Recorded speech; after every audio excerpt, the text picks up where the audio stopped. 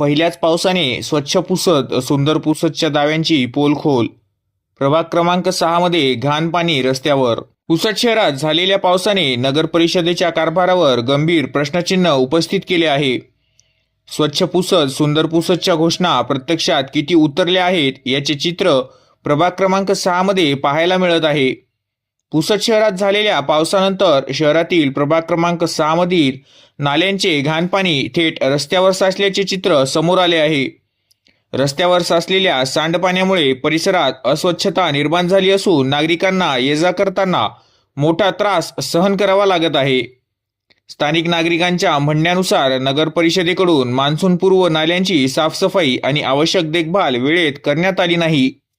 परिणामी पहिल्याच पावसात नाल्यांचे पाणी रस्त्यावर आले आणि संपूर्ण परिसरात दुर्गंधी व अस्वच्छतेचे वातावरण निर्माण झाले।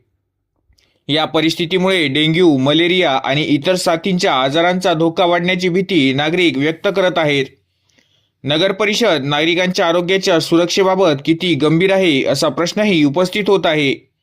दरम्यान नगर परिषद निवडणुकीच्या वेळी विजयी नगरसेवकांनी आणि नगराध्यक्षांनी स्वच्छ पुसद सुंदर पुसदचे आश्वासन दिले होते।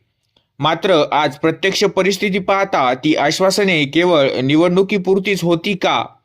नागरिकांकडून मते मिळविण्यासाठीच ही आश्वासने देण्यात आली होती का असे प्रश्न आता नागरिकांकडून उपस्थित केले जात आहेत।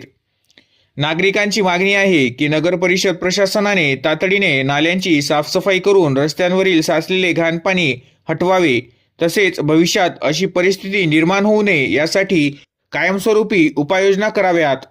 या संपूर्ण प्रकरणावर नगर परिषद प्रशासन किंवा संबंधित लोकप्रतिनिधी काय भूमिका घेतात याकडे आता पुसदकरांचे लक्ष लागले आहे।